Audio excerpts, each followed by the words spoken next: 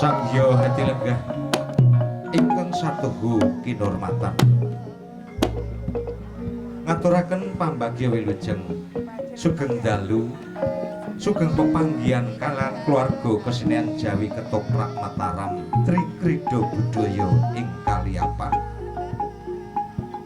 ingkang wonten ing wekdal dalu punika badhe ngaturaken giyaran Ketoprak Mataram kanthi mendhet lampahan Gongso Tanggul Langsi. Para miyarsa pendhapuk utawi dalang katindakaken dening sedherek Purwantana. Pranata gendhing kaasta dening Bapak Suhadi. Pangrengga swara kaasta dening Bapak Sukirjo. Keprak kaasta dening sedherek Tukimin. Wondene swanten ing Waranggana. Wonten dadalu punika kaasta dening Nyi Wujilah lan Nyi Wagilah. Sedaya punika wau dipun sesepuhi dening Ibu Dukuh kalih Pak nenggih Ibu Triwinarti. Para miyarsa kepareng kula aturaken menggah dapokan ing paraga ing dalu punika. Adegan ingkang sepisan kademangan Jomblangan. Demang Jomblang Jaya katindakaken dening sedherek Tukirin. Ki Bendayuda katindakaken dening sedherek Sukamto. Reksa Mantra katindakaken dening sedherek Tukimin. Wondene Kupita katindakaken dening sedherek Jumaryanto.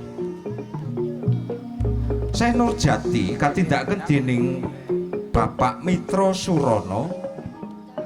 Pak Citra katindakaken dening sedherek Judianto.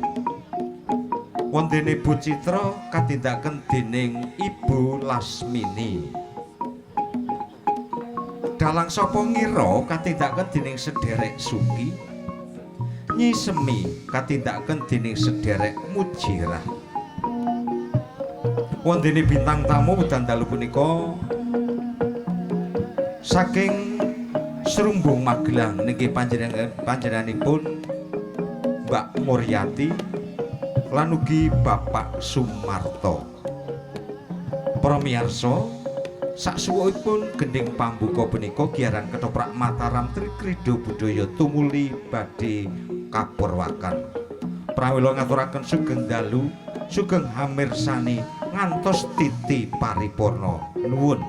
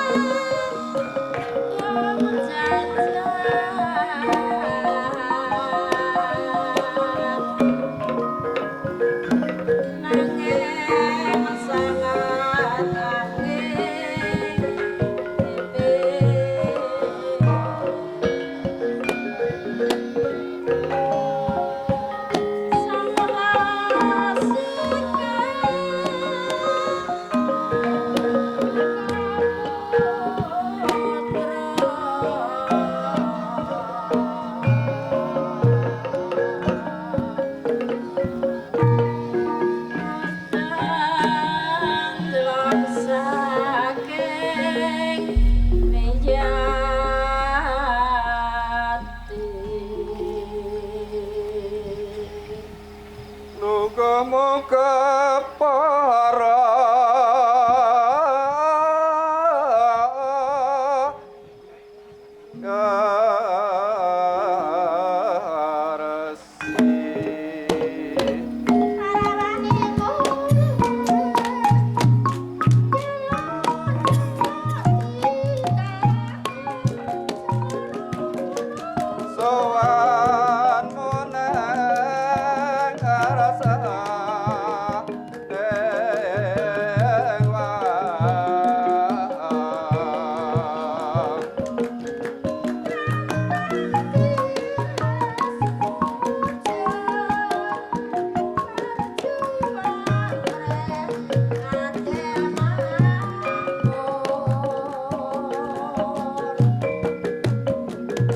aturna pawar kane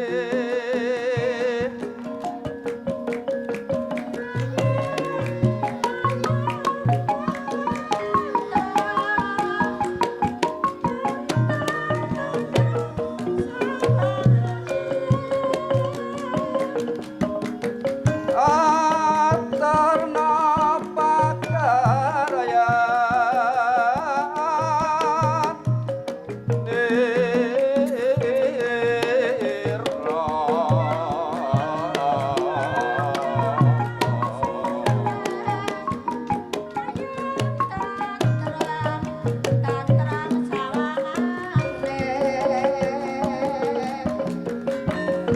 apa wis padha tuh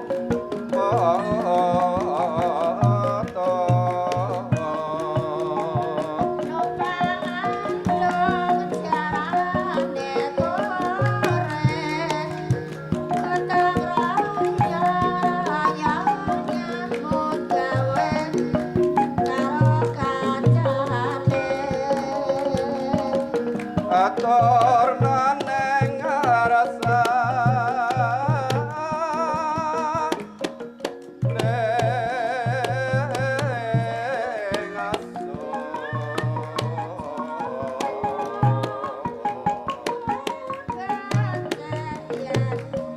aso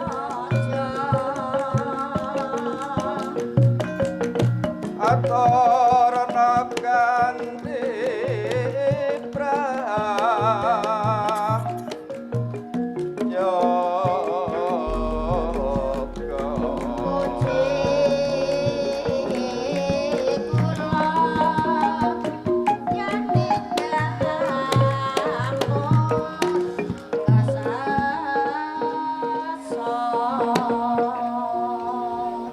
Separang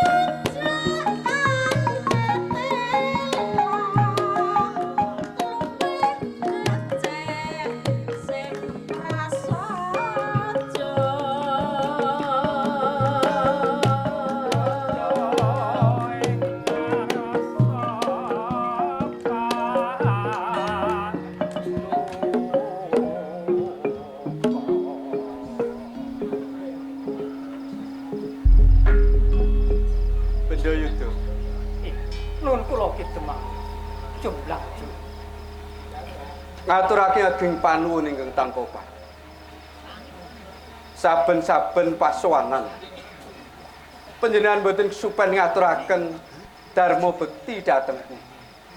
Ngaturaken ageng matur. Sedaya sampun panjenengan ngendikaaken bilih kawontenan lan sedaya pedamelan sampun sumek Injih prayogaken lenggah. sedika kidemang. Putraku, Nggih, kados pundi Rama? padha karajan anggonmu marana ingkat demangan jumlah. Inggih. Asal pangestu panjenengan Rama. Gupita sowan dhateng panjenengan kanthi rahayu. Boten wonten alangan setunggal punapa Rama. Namung sungkem kula punjuk. Ya, tak tampa. Ora luwih mung puja astutiku tumrap marang kowe. Iku pita.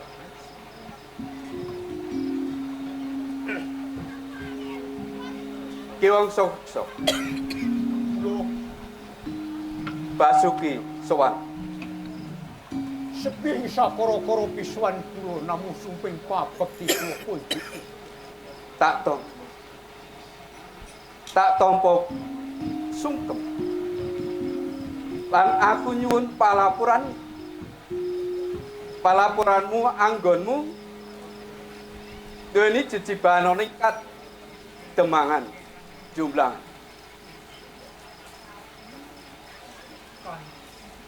Pilih kawula sifat nalika manten sampun nampi sumpah prasaja.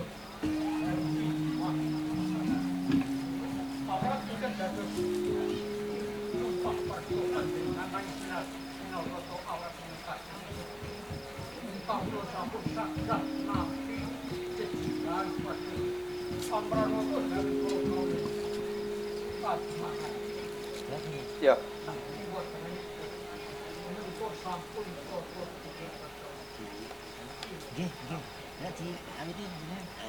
Aku ngaturke agung pan.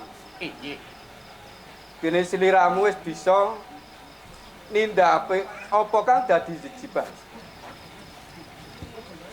Prayogake suwan. Injih.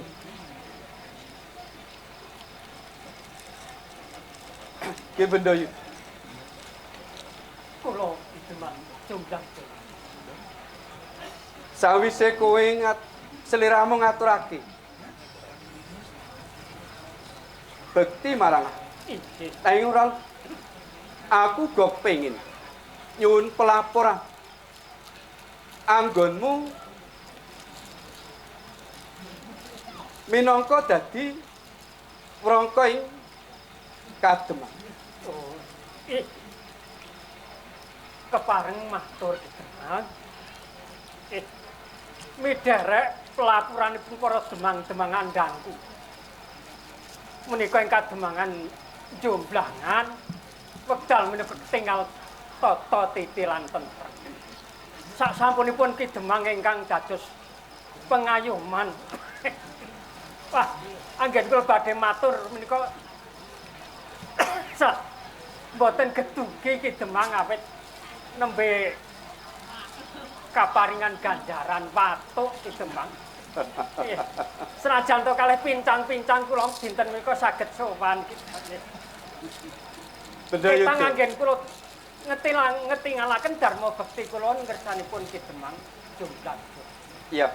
Nalika suwap kidemang mundhut priksa kaliyan kula perkawis kawontenaning kademangan jomblangan minggahipun wonten kalurahan utawi kademangan sanes. Nitik pelapuranipun para demang-demang ingkang sami matur kaliyan kula bilih. Dinten menika boten wonten kawula dalem ing kademangan jomblangan lan sak kiwa tengenipun ingkang sami nandhang kecingkrangan panggesanganipun awit kekirangan boga utawi wastra menika mboten wonten kidungan. Dados boten wonten kawula ingkang sami kekirangan tedha utawi wastra.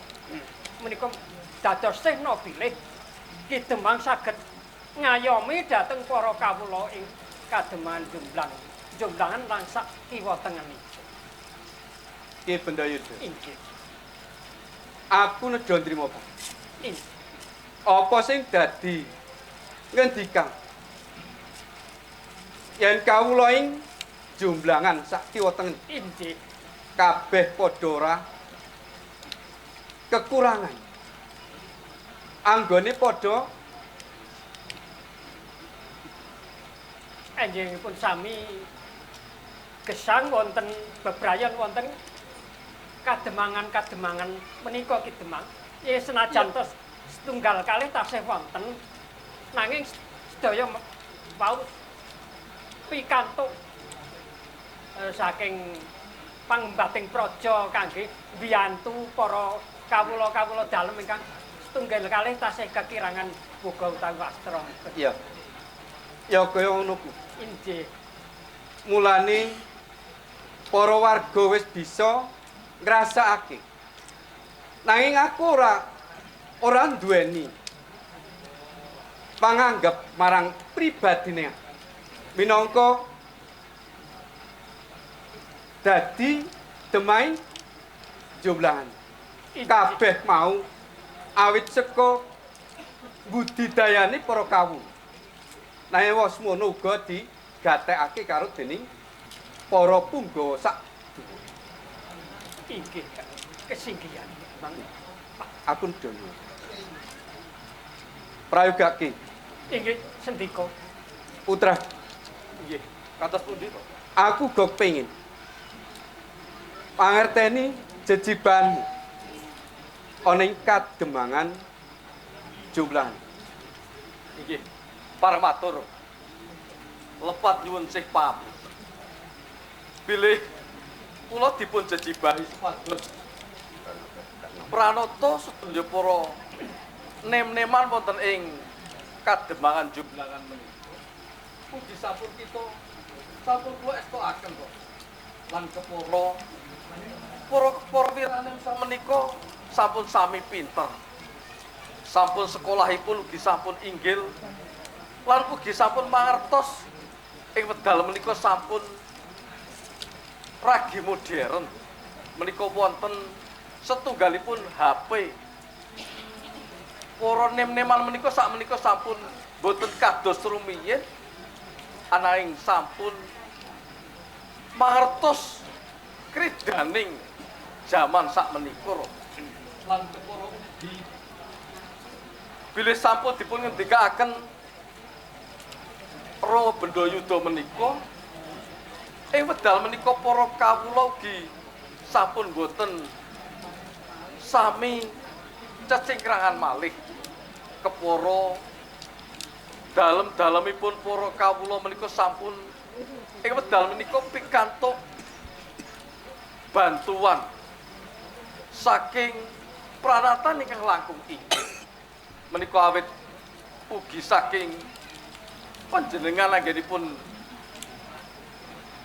dados dembang wonten ing kademangan Jomblangan menika. Ya, aku matur.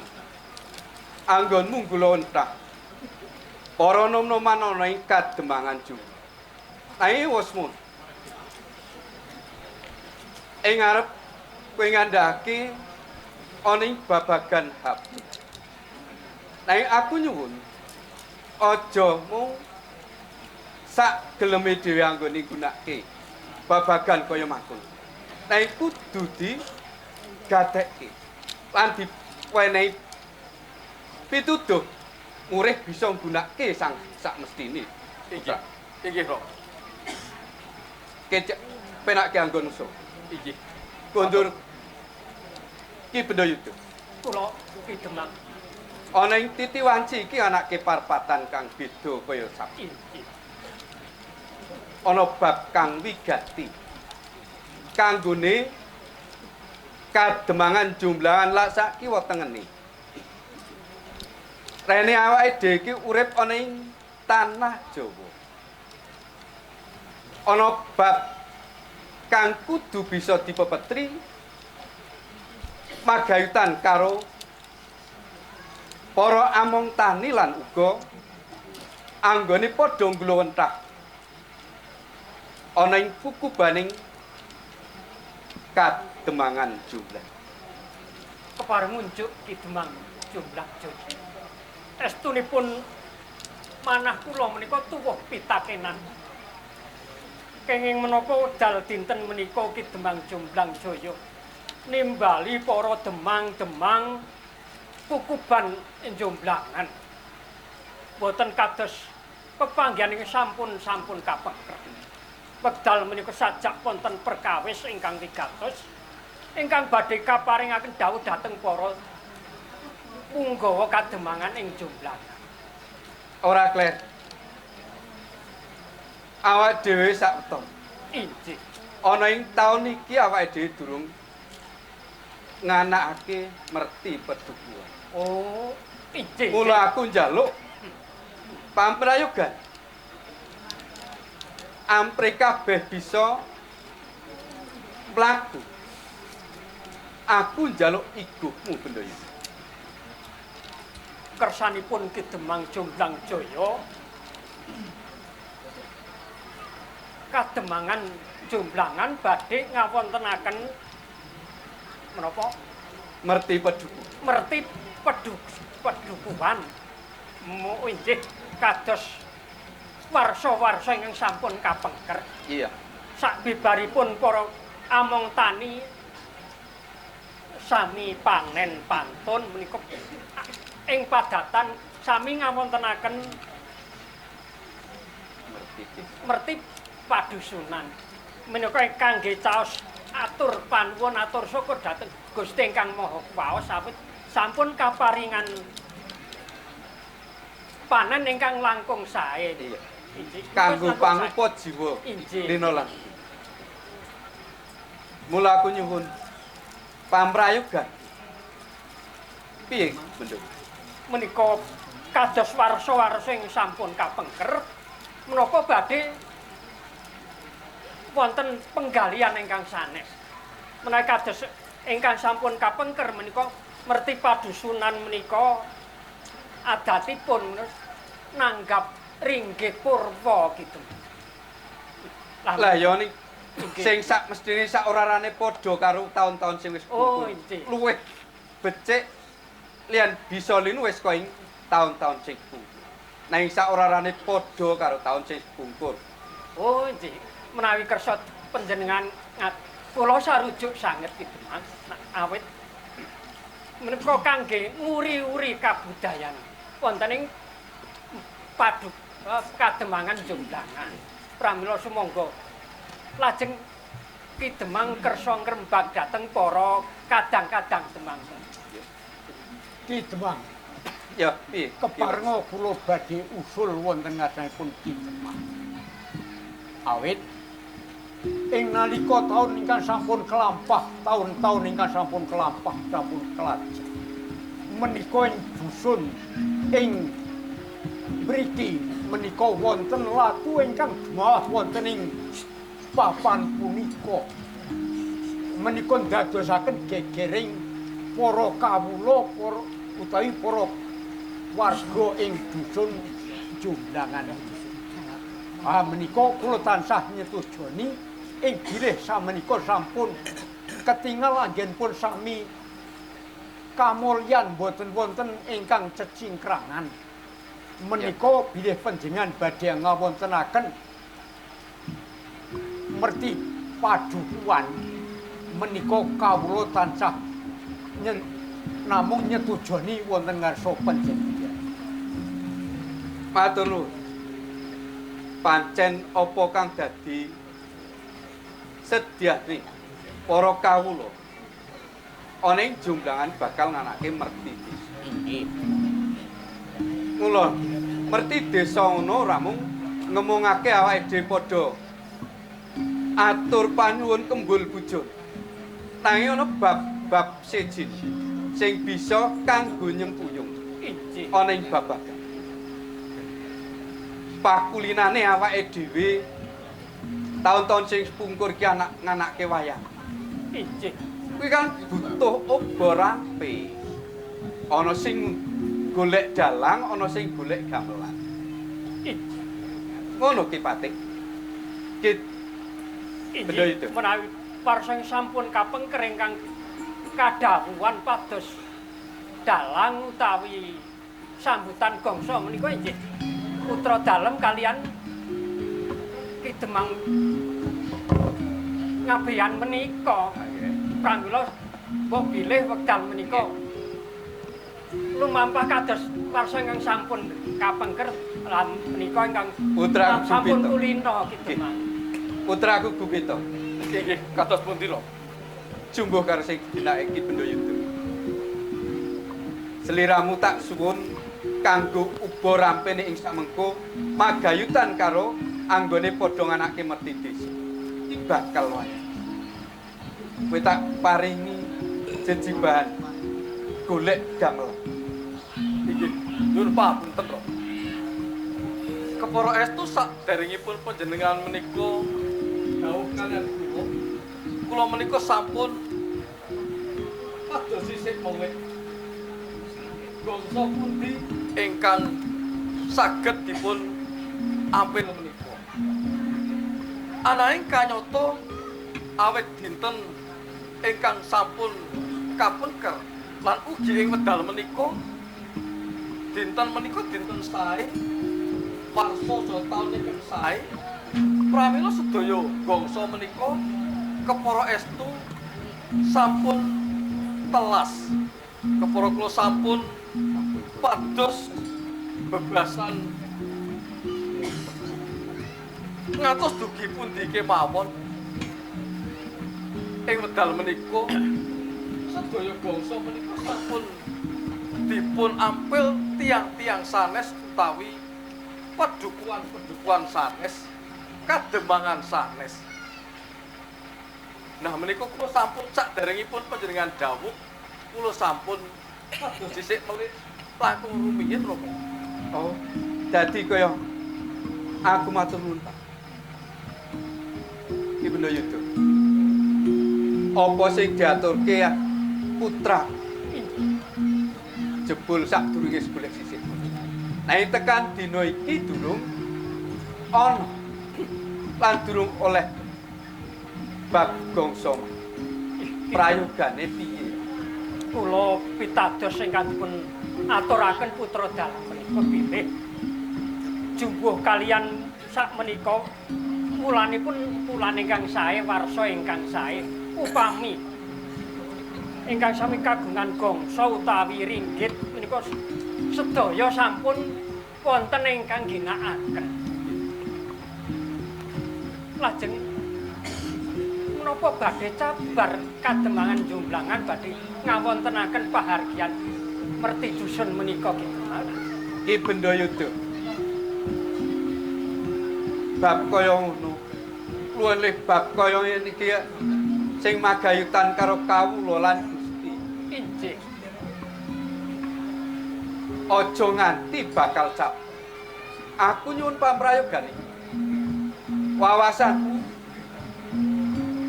ana ngendi? Kepareng kula matur kidungan. Ya. Nek saking pemanggih kula bilih dados kersanipun Ki Demang kula matur nuwun dene mboten kula namung adapur caos wawasan kemawon. Nek sak pangertosan kula menika tasih wonten gongso ingkang dereng wonten ingkang badhe ngginakaken gitu. Nanging menika mboten namung sak dengah gongso gitu. Ana ngendi Bapak? Injih. Menika ingkang kawastanan gongso gaib gitu. Gongso gaib. Injih. Lah yen kaya mangkono ana gongso gaib iki banjur sapa? Sing bisa nyilih kuwi. Inggih. Menawi papan dunungipun gongso gaib menika Wonten pundi? Bendha yuda. Ingkang waosi menika boten ketingal kasat mripat Ki Demang. Ora kasat ripat. Injih. Lanjuk papan dununge wae ana ngendi yen kaya ngono iki, Pak? Ki Kula Demang. piyambak ugi dereng mangertos nanging kula gadah wawasan tiyang ingkang saged mangertosi papan dunungipun gongso gaib menika. Gongso gaib papan dununge ana ing endi kuwi? Nuwun pamunten, Rama. Eyang Bendha Yuda. Kula nggih Kok wonten bangsa gaib menika lajeng kula kok kemutan nalika rumiyin menika wonten setunggalipun dongeng inggih menawi wonten ing Kukuban untuk Tanggulangsi menika wonten dongeng ingkang ngendikaaken menawi wonten menika saged dipun ampil gongso nanging kados pundi caranipun lah menika napa menika estu napa namung dongeng kemawon. Nah, menika ingkang napa dereng kemawon kula unjuk wontenisipun Ki Demang Jumlah Jaya. Nah, nggih nggih. Boten sagengah tiyang ingkang saged bikak korinipun papan dunungipun gongso kangge ngedalaken gongso gaib punika. Nanging wonten sak leripun kademangan Jomblangan mapanipun wonten sak ler wetan kademangan Jomblangan inggih wonten ing Padukuhan Kaliapak leresipun wonten Pertapan Watu Jonggol gitu. Pertapan Watujo. Inggih. Ingkang wasu pertapan menika Syekh Nurjati. Syekh Nurjati. Inggih, Syekh Nurjati menika kagungan putra mantu Syekh Nurhadi. Inggih. Jumbuh karo asma. Syekh Nurjati, Syekh Nur. Nurhadi. Kembar iki. Pramila bilih Ki Demang ngersakaken badhe nyuwun ngampil gongso gaib menika kedah sowan wonten ngersanipun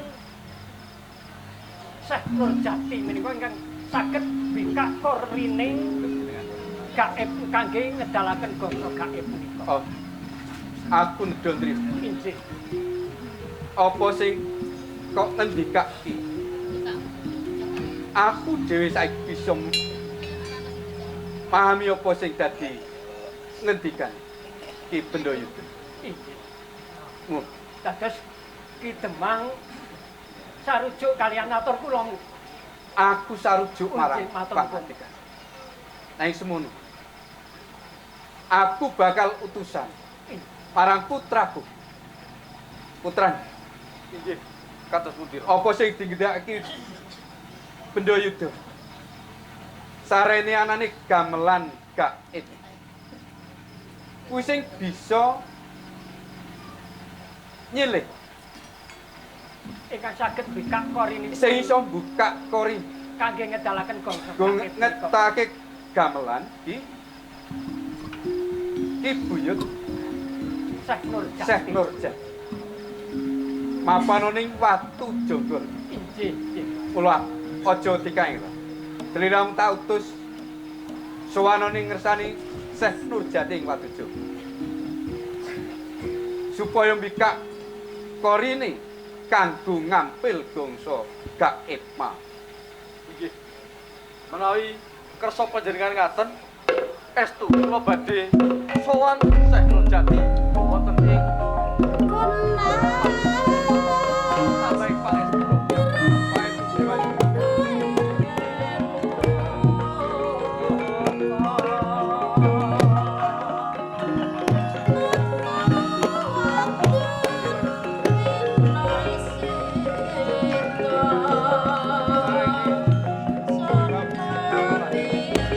Wis ono kan bakal wis mah. Kula babagan datang.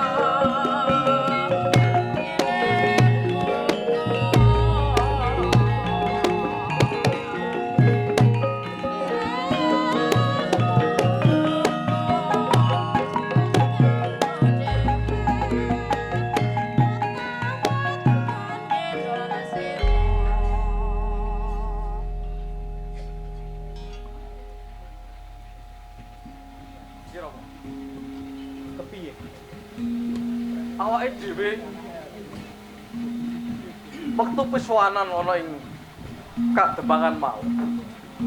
Aku supaya sowan ana ngersane Syekh Nurjati ana ing Patu Jonggol. Supaya golek silihan gamelan sing gamelan kuwi mau gaib. Aku lak yo mumet to janjane kuwi. Menika ngaten. Sinaosata menika awrat ingkang kados pundi? Menika sampun dados jejiban kula lan panjenengan. Iya. Panjenengan supados pados gongso ingkang semangke kangge wayangan, kula ingkang supados pados dalang. Lah menika kula nggih sinaosata kaos kados pundi kula sagahi. Nanging panjenengan supados pados gongso wonten ing Patu Jonggol menika mboten menapa mboten gampil. Iya, heeh. Sinaosata mboten gampil ning menika wonten merginipun mugi-mugi mangke saged kasembatan aturipun Ki Demang punika. Iya. Ki Mantra. Muga-muga wae dawuh Rama marang aku kuwi aku iso nglakoni. Lan aku ping tansah nyuwun panjenengan menika tansah paring pandonga. Lan uga bareng-bareng nyuwun marang kersaning Gusti. Inggih. Ya Allah Subhanahu wa taala. Inggih. Muga-muga apa sing dadi karepe adewe lan uga karepe warga ana ing Kademangan Jomblangan iso kasebadan. Nah, sak menika ngaten. Panjenengan sowan wonten ing Patu Jonggol. Iya. Kula ingkang supados pados dalang. Menika sami anuwun wonten kesadeyan Gusti ingkang Maha Kuwasa. Mugi-mugi ing semangke kasembatan menapa ing dados aturipun utawi kersanipun Kang Rama menika. Iya. Iya, mriki sami sowang-sowangan mugi-mugi kasembatan. Iya. Ayo bareng-bareng. Monggo. Ayo.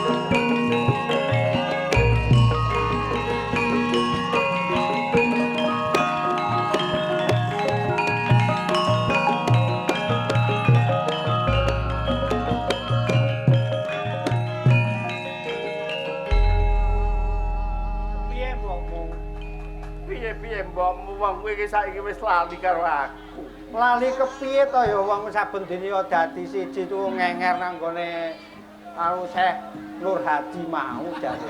Iya nek turu dadi siji kenapa dhewe kok Ya kurake. Ya karang wis Aku ki kan nalika jaman semono. Aku ya pengen di rayu kaya jaman semono. Nek jaman semono-mono iya wong aku karo kowe iki padha mata kowe katarak piye no. Mbok ya aku disenengke kaya jaman semono ora nika kowe arep oleh aku Kang Mas. Alah ya bosen bendina ming weruh kaya blebetan bonggol iki lho. Lah nek miturut ayuku ya ayu. Aku ya iso gawe seneng atimu. Nanging kowe saiki wis lali Kang Mas. Ya karepe iki arep seneng nek anu kadang kala ya pengen seneng ning mbasa nek weruh ngono kuwi ya kepiye donge lembenge iki ya kepengin ngono kae ning Mbasan wis dimat-matke kok malah ngarep anyang-anyangen ae. Lah wong aku ya wis turu tak buka. Iki ya wis tak egolke. Ah cepat jenengan Nek kowe ngegolke ngono aku ya ngene.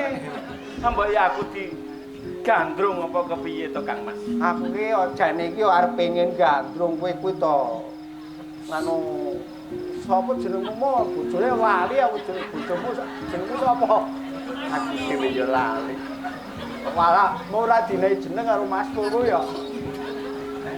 Bu Citra. Oh iya Bu Citra. Ala Bu.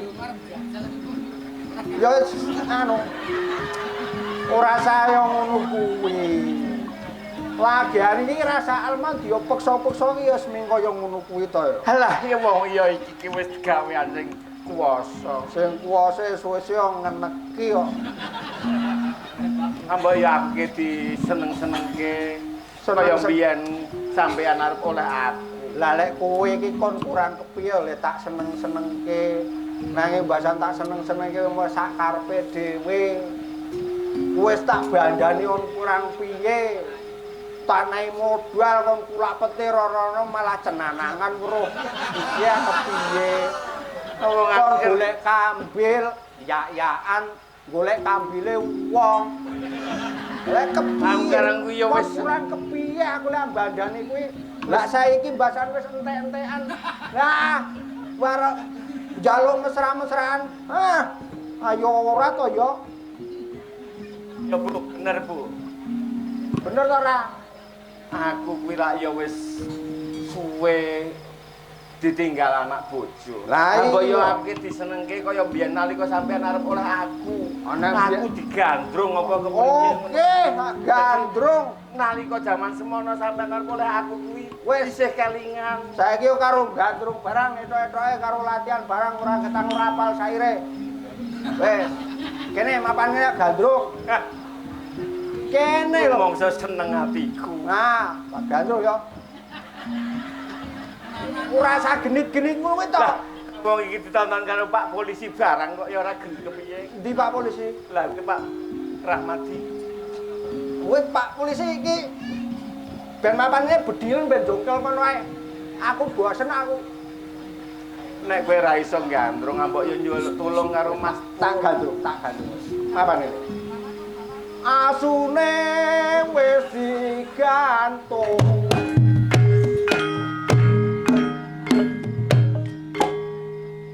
Lah, ngono kuwi lak yo kelingan jaman semono nalika sampean arep oleh aku. Dong ora, aku mulai gandrung piye?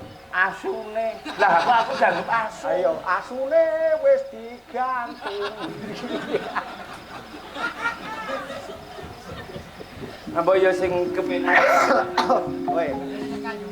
Oke, tak baleni ya. Ya. Ayune tumpuk.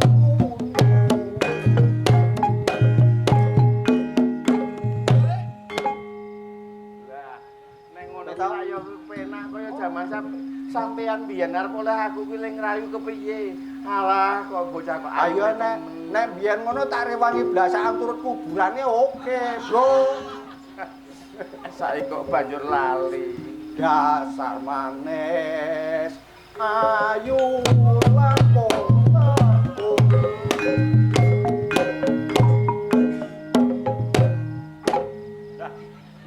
Lah kok ora maju. Ora sajen-sajen ngono kuwi. Aku gila dhewe. Nek perlu kaya ngono. Dasar man. Apa iki? Dasar. Kulit kuning, kulit kaneng nampung.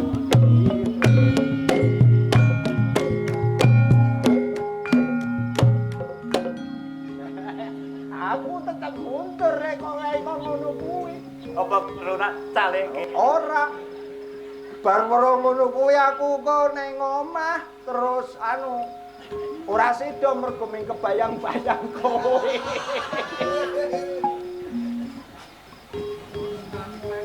Son ban peke, son ban ujo, wong ayu.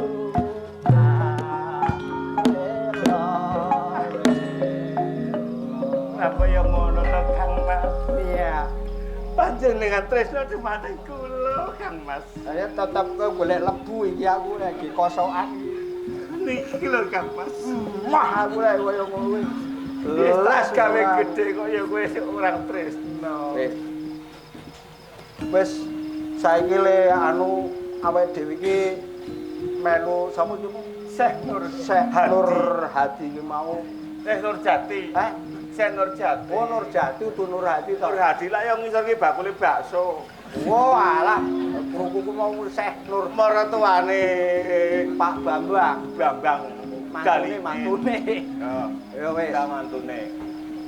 Seprono sprene awake dhewe ngenger karo Syekh Nur Hadi iki mau ya muga-muga anggone dhewe ngenger kuwi arek dhewe tansah iso tumindak sing ati-ati.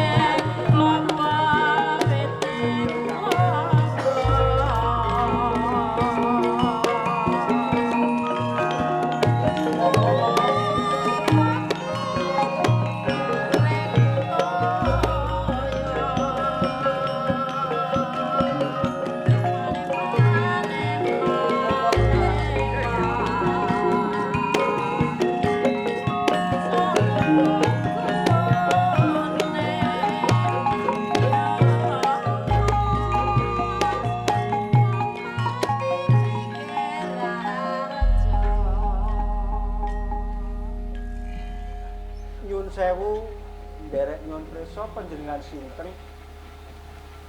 Inggih. Kula menika Gupita. Putranipun Ki Demang Jomblang Jaya wonten ing Kademangan Jomblangan. Panjenengan menika Pak Citra nggih. Nggih kasinggihan kula menika Pak Citra menika bojo kula Nyi Citra. Oh, menika Nyi Citra. Nggih. Lah, garwa panjenengan katos ayu banget nggih. Lah nggih niku nek wong rada kesurupan ngarani niku ayu. Lah panjenengan kok ngaten Kang Mas. Iku nek wis bosen ki pancen kudu diunek-unekke santai-santai kuwi yo. Nggih, nggih. Rumaos kejut manah kula mboten wonten swanten perenjak wonten dayuh menika kinten-kinten badhe napa? Iya, papunten aku ora dosa. Nggih mboten napa. Ngene, Pak Citra. Nggih. Ana ing Kademangan Jomblangan kuwi lak arep ana merti bumi utawa merti pedukuhan. Nggih. Ananging ana ing wektu sing wis ditentokake yaiku dina malam Jumat Kliwon. Malam Jumat Oh iya. Ananging aku didhawuhi Kanjeng Rama kuwi supaya golek gamelan. Wis nganti njajah desa Milangkori ora oleh gamelan. Terus miturut Kanjeng Rama lan uga Eyang Bendayuda nggih. yen ana ing padepokan Watu Jonggol nggih, Watu Jonggol kene kuwi ana gamelan sing gaib sing iso disilih. Lah aku nyuwun marang sliramu Pak Citra lan uga garwamu Mbok Citra. Nggih. Ana ing papan ngendi gamelan kuwi iso disuwun, iso diampil, iso disilih. Mbok aku tulung diterno ana ngersane Syekh sapa? Sing ana papan ning kene? Syekh Nur Jati. Ah, Syekh Nur Jati. Syekh Nur Jati sing duwe putra Syekh Nur Hadi. Nur. Bener. Kadosipun Nggih. Oh. Oh iya iya iya iya. Yen pancen bener kaya ngono, aja nganti kesuwen. Mergo dina sing wis ditemtokake kuwi ndak nganti ora oleh iku kepiye carane ana gamelan kok gamelan gaib kuwi kok terus kepiye carane aku kudu mangerteni, aku kudu sowan Syekh Nur Jati. Aku diterke rono ngendi papan dunung. Inggih. Wong iki ana tamu arep sowan bendaran dhewe Syekh Nurjati. Oh, makaten. Nggih, menawi panjenengan pun badhe kepanggih kalian Syekh Nurjati. Nggih, sumangga kula dherekaken. Iya, yen ngono aja kesuwen. Ayo. Padha bareng monggo kula dherekaken.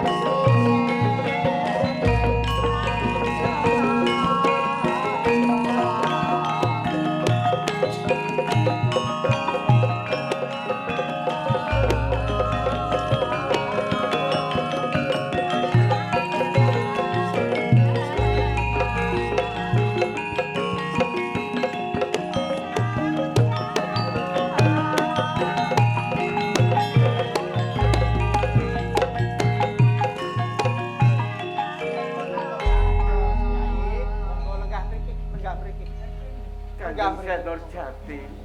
Monggo kula nuwun ya. Oh, nggih, lali lek nggo teh ndang jongkol nggih. Pun enggak atos-atos.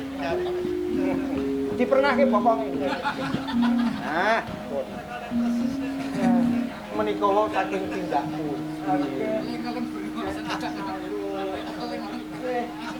Dilaksen. Lah nggih niki ora nggih ya ngrebuk saben dinane niku kok mbone niku wong wis tuwa kaya isih arep neko-neko.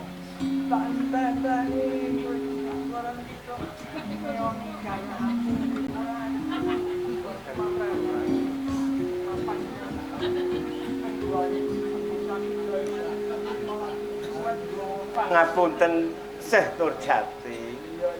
Niki wau lak wonten tamu. Nggih, badhe kepanggih panjenengan Syekh Nurjati.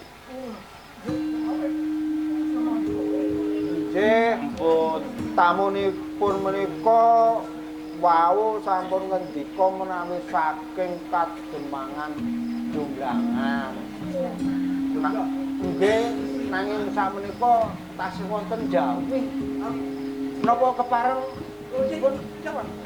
Oke, kula papake ro. Iya ya.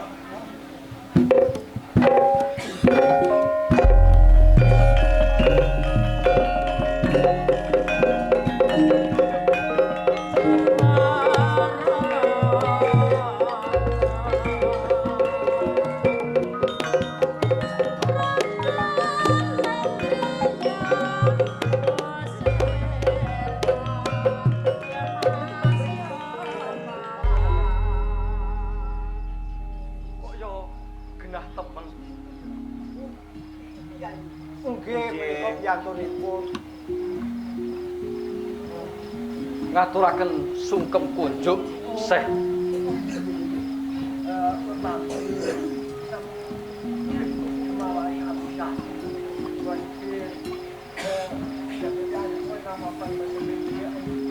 Waktu jonggol. Nggih, kantenan sampun sepuh biasane niku nek cara anu pekun. Ora cetha ngoten niku.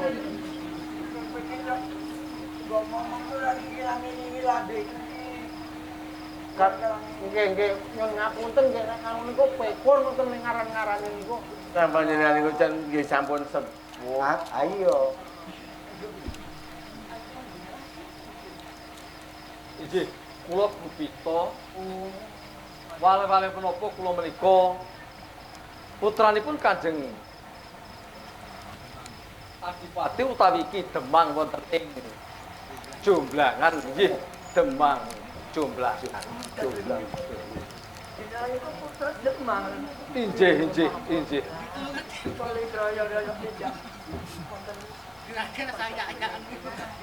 Pot lenggah mawon, Lenggah mawon monggo. Pinarak lenggah mawon. Mungkin nek gejungkung. Pakai ndak gejungkung.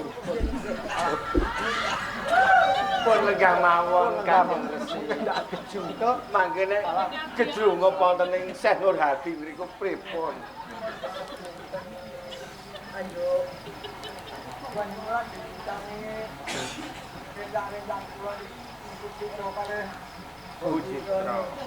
Oh, nggih.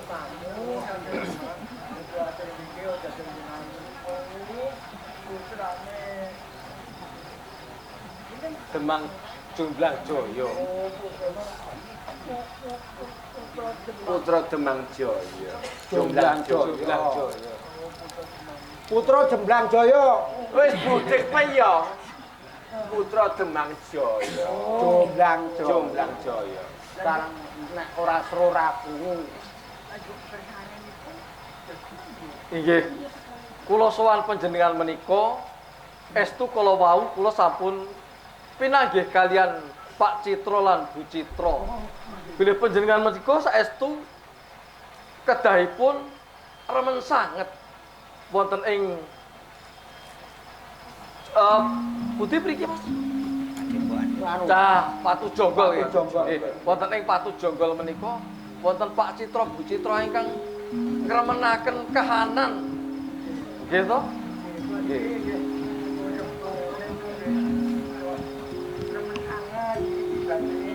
Lare-lare iki Pak Citra kaya Citra niku janjane niku lambe niku iki daya niku juragan. Oh, juragan malah nggih. Kepengin menawi kawruh kalih kula wonten ing Pati Jonggol iki ing mrene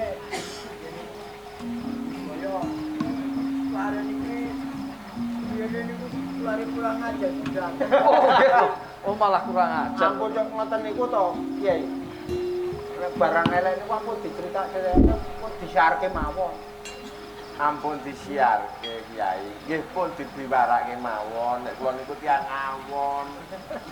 Mong kowe iki tak tundhan kanthi pinggir dina ning ngadepi ora kudu yen tak eleke ning opo jenengamu terus-terusake. Nuwun papunten, Syekh. Syekh Nur Hadi. Nur Jati. Oh, Nur Jati nggih. Nur Hadi menika mantunipun. Oh, putra panjenengan Nur Hadi menika. Oh, nggih. Syekh Nur Hadi putra panjenengan Syekh Nur Jati. Oh, nggih nyuwun papunten. Nggih. Estu nyuwun papunten. Sowan kula wonten ing Padepokan Watu Jonggol menika estu kula menika dipun utus Kanjeng Rama. Bilih wonten ing Kadembangan Jomblangan menika badhe ngawontenaken merti bumi utawi merti padukuhan. Ananging pados gongso ngantos wonten ing pundi-pundi papan menika sampun boten wonten. Lajeng saking Demang Bendayuda menika wonten pemanggih kula supados sowan panjenengan bilih wonten ing Padepokan Watu Jonggol menika ngendikanipun wonten gongso gaib ingkang saged dipun ampil menika wonten ing Padepokan Watu Jonggol menapa wonten ing nginggilipun Watu Jonggol janipun aslinipun menika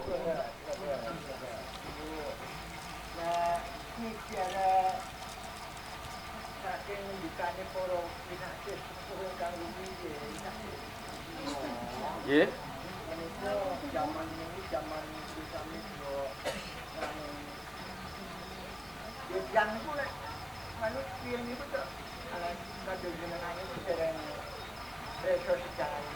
Oh, nggih.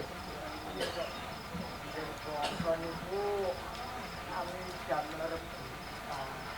Oh, malah ngantos jam lerep. Jam sing gongso niku yo mapan jambak wis bawa niku kontak gen. Lah, leresan ingkang wonten sak kira pengen papan menika ingkang kula ngeni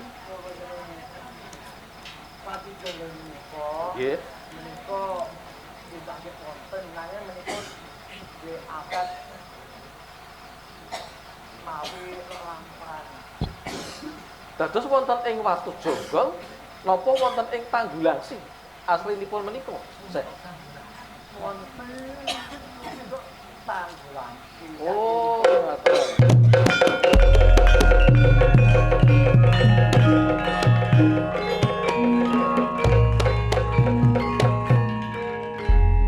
Oh, dados wonten ing untuk Tanggulangsi.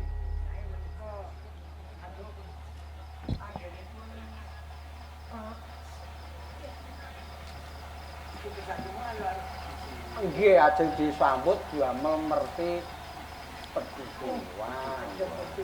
Nggih, lajeng menawi panjenengan menika kita suwun mangke saged mbikak korining gongso menika utawi nyuwun dhateng ngarsanipun Gusti supados gongso menika saged kula ampil damel wayangan wonten ing Kadembangan Jomblangan.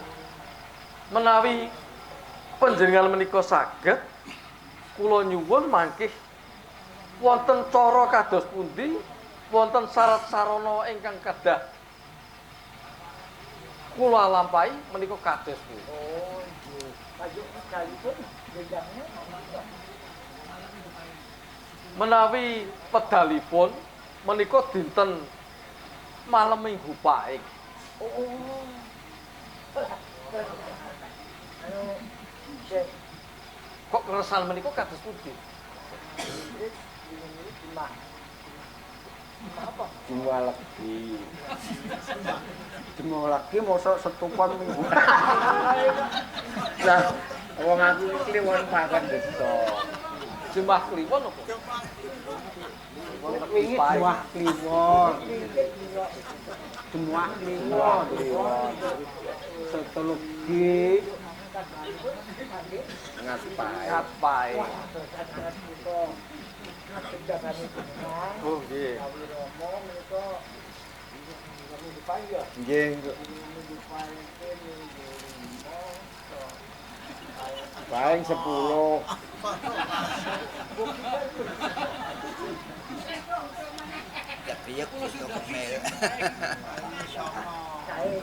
Oh sae. Lajeng syaratipun kados pundi, Seh? Niku mangke pejah kula ingkang kiranani. Oh, ngoten, nggih, nggih. Neng kiranani niku mawi ngono. Oh, ngagem srana. Lajeng kersa panjenengan napa arta napa Salah. Kula niku arep kangge ngopo? Oh, nggih. Apa nggih Iya, ngentangi. lare-lare menuju Nggih, nggih.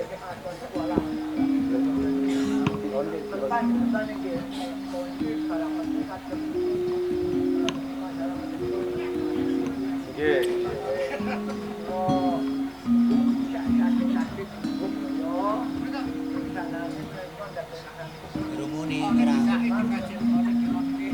Nyun Jomblang Joyo. Saya niku ajeng benekke niki nyuwun ngapunten.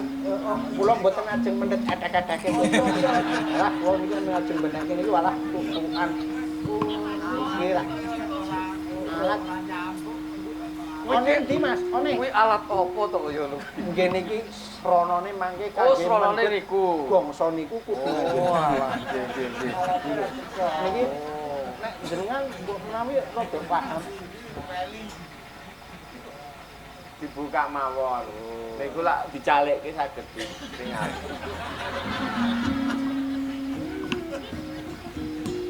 Paling nyamane ya senono. Ayo wis ana. Ora iso kok.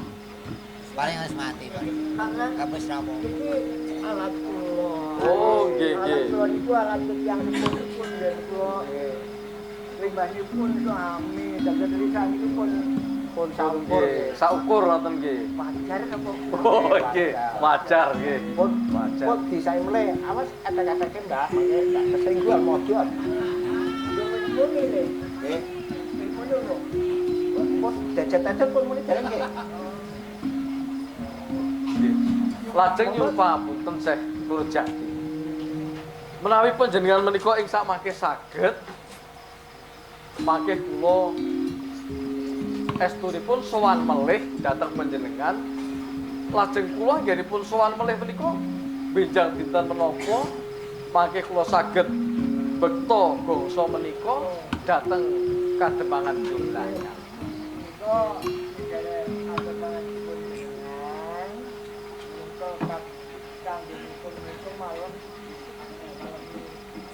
Malam semua kliwon.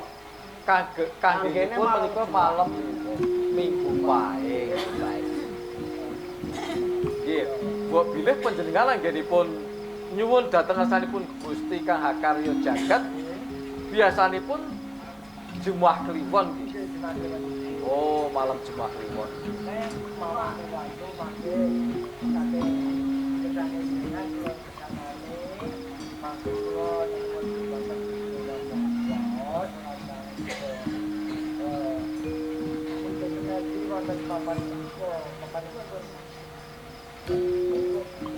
Tanggulan.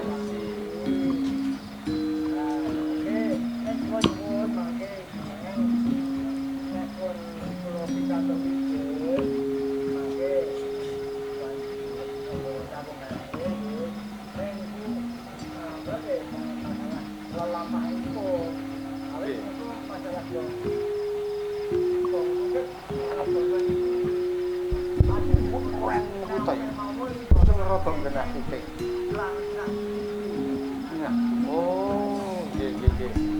Gamelan ku ora iso nganti nempel lemah ngono ora oleh.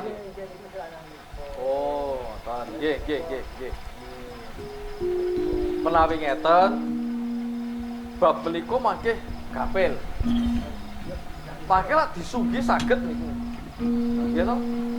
Sing penting mboten ngenai Siti to. Nggih. Ning nyun sewu, ning tetep wonten sewane to niku.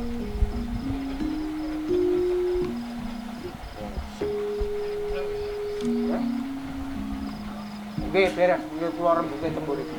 Sing rada akeh. Kok ketoke kok ana sing wigati to, Sek?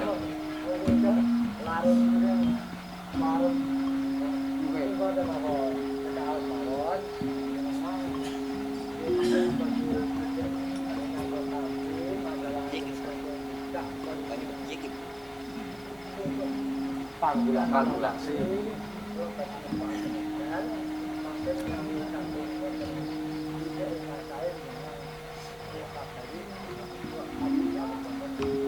Oh, nggih. Mangke kula di SMS ngoten lho kok. Nggih, pun di WA mawon. Oh, di WA Bu Citra ya. Nggih, jaman iki lak jampil. Ya. Pripun? Nek ngene iki jebul apa nek Ditelepon mawon. telepon. Mangke sak sampunipun. Nek iki SMS. SMS. SMS. Nggih. Mangke mangke Pak Dito niku mangke diprogram telepon apa SMS. Oh, pakai di reses mawon nggih. Nggih, menawi ngeten cekap ngeten mawon nggih kula sowan. Mangke mbok bilih sampun wonten kabar kula badhe sowan meneh dhateng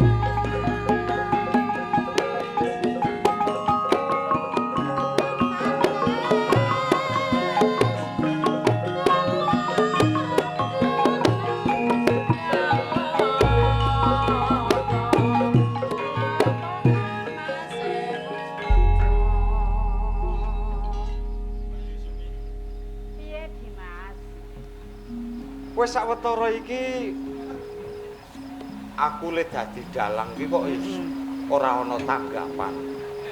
Sing kok maksud piye? Ya Mbak Yusmi ra ya ngerti to aku ki wis madeg dadi dalang. Iya. Nek sawetara iki kok wis ora ana tanggapan, ateges sesuk kira kendile jomplang to yu. Dimas. Wong ki mbok ya rasa cok kakean gresula. Sing jenenge tanggapan ki saiki ora ana. Sesuk mesti ana. Ngono to? Iya. Ya karo Lah ya ngerti dhewe to kahanane dhuwit gek ora ana kaya ngene. Nek sapa ngerti sesuk ana tamu ngundang dalang. Ya nek karepku ngono upamane nek oleh tanggapan aku mesake para wiyaga-wiyaga kuwi to yu. Lah iya. Kang Legino Aku- ki saiki ya dasare duda kaya aku. Senajan to aku dalang kira aku ki duda to yu. Kowe kuwi ya duda Dimas. Nek ra ya ngerti dhewe nek Mbak Yumu rondo. Nek Mbak Ayu rondo mosok aku kon ngepek Mbak Ayu. Ya ora ngono. Nek ra ya ngerti kakangmu mati ngenes. Ya rasa Mergo tak tinggal arep golek dhuwit ya rasa ora gagas iso.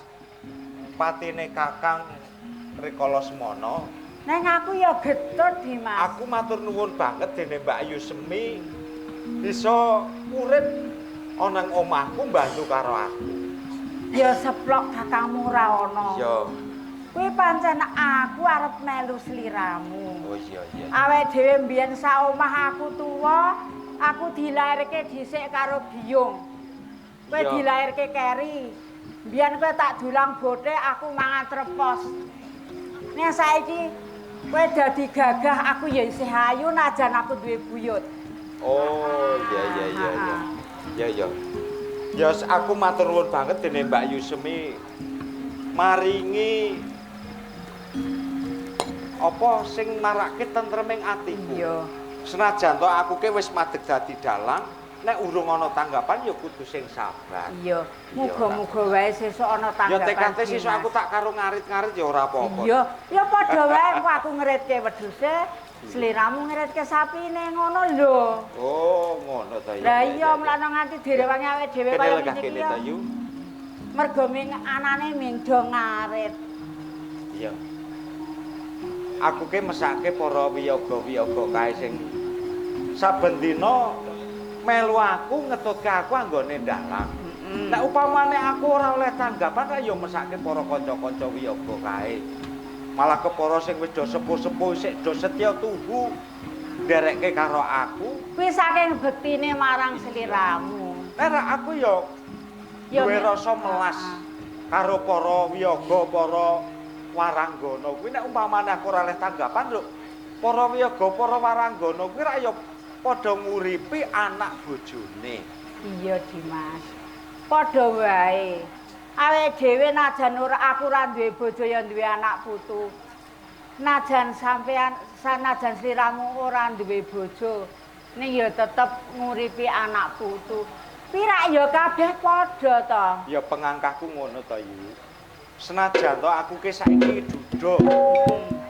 Nek muga-muga uripku ki bisa murakabi karo para wadon.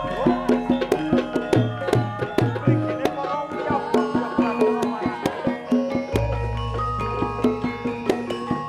Pamane sesuk iso nek tanggapan ki seneng.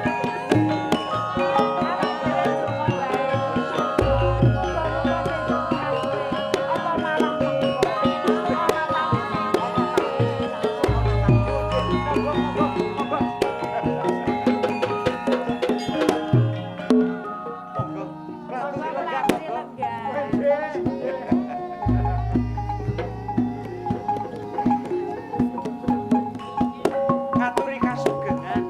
Pangestunipun wilujeng Wiswanipun. Ngaturi sugih.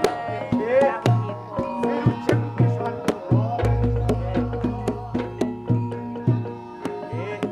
Lah kok dalu-dalu nika wonten kersa menapa? Wonten kagungan kersa menapa menawi saged nyuwun pirsa panjenengan menika sinten lajeng dalemipun wonten ing pundi? Kula Reksanata. Reksanata. Nggih. Oh nggih. Ah, nggih nyun pangapunten Nggih. Ki Dalang. Kawula menika pisuwan wonten ngasanipun Ki Dalang. Nggih. Nyuwun pangapunten sanget. Nggih. Kula menika dipun kengken kalian Ki Demang Jomblang Jaya. Ki Demang Jomblang Jaya ingkang wonten lenggah wonten ing Jomblangan. Oh nggih, lah nggih. Lah kagungan kersa menapa? Menika ngaten. Nggih, nggih.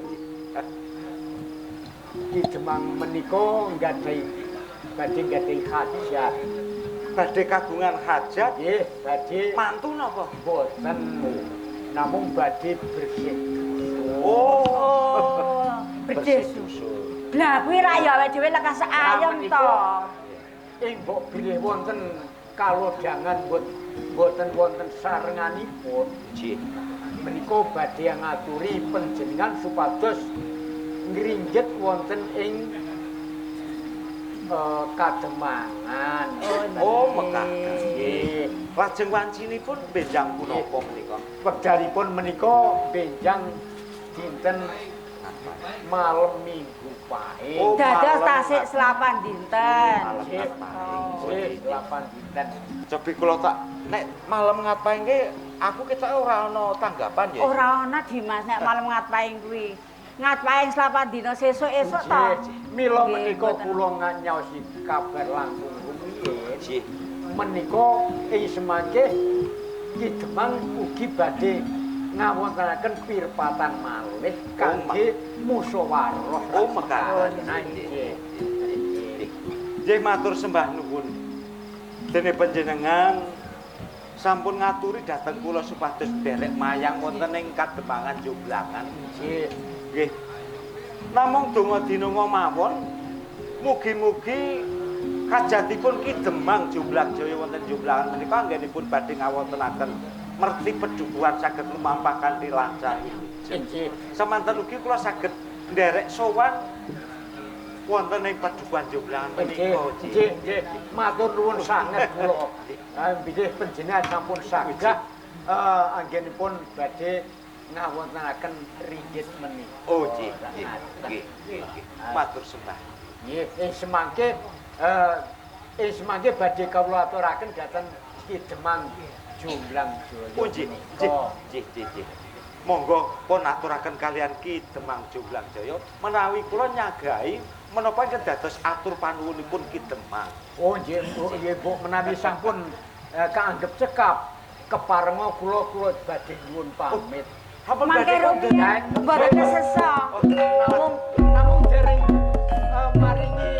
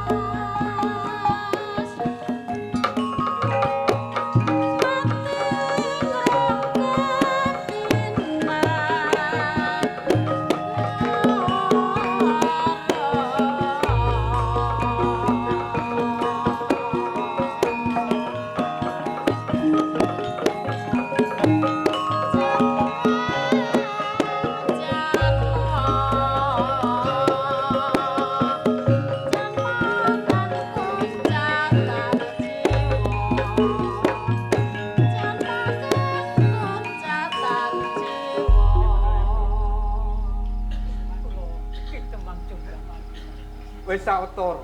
Inggih. Awake dhewe anggone ngantu-antu putraku lan Kiyo. Ah, menika malah ingkang putra saha demange ngabrihan sampun sowan wonten ngersanipun Ki Demang Jomblang Jaya. Prangna sumangga Ki Demang kersa enggal dangu kados pundi kabul kawusanane. Iya. Ki Bendayu. Putraku. Iya, kula Rama. Piye anggonmu tak utus ngupadi Kamal. Aturna ning sak. Inggih. Awit berkah pangestu panjenengan. Dawuh panjenengan sampun kula estokaken lan kepara estu bilih gongso ingkang gaib nalika semanten. Kula ugi sampun sowan dhateng panjenenganipun Syekh Nurjati wonten ing Patujogot. Oh, Estu bilih dawuh panjenengan menika Rama sampun dipun udadani panjenenganipun Syekh Nurjati wonten ing Patujogot. Bilih gongso ingkang gaib menika estu dados wonten panci wonten dados boten namung cerita kemawon lan kepara estu gongso ingkang kita ampil menika ing wedal menika sampun cumawis wonten ing pendopo Kademangan Jomblangan sampun estu siyaga menawi badhe dipun agem kagem merti bumi padukuhan utawi Kademangan Jomblangan Rama. Ya. Yen ngono aku nedha nrimo, Bang. Apa sing dadi sedyane para kawula ing Kademangan Jomblangan Desa Kasumbatan? inggih. Manah kula ugi tumut remen Ki Demang. Ya. Bareng kula mujuk Ki Demang. Awit kawula nalika digeningan sampun kaburi dipun kengken supados jalan. Menika malah sampun sumadyo. Bidang menapa sak menika sampun sagah. Oh. Ya. Matur nuwun, Pak. Kene apa sing dadi kersaku lan kawula ing Jomblang bisa kasembadan lan bisa disagui dening dalang sapa ngira. Yen ngono Ki Bendayuda, Kula sarene kabeh wis sumekta. Ayo enggal dileksanani. inggih menawi sedaya sampun. Cuma nang kula badhe nyuwun prisa rumiyin kalian demange ngabehan meniki. Ngendikane Ki Dalang sapa ngira piye? Komplit apa mung dalang tok kene sing sedya wayang. Komplit malah sampun Kana sing nggawa wayang. ringgit menika Oh, dalang menika. sak sindene yagane Sampun prabiyane pira? menika boten ngarani.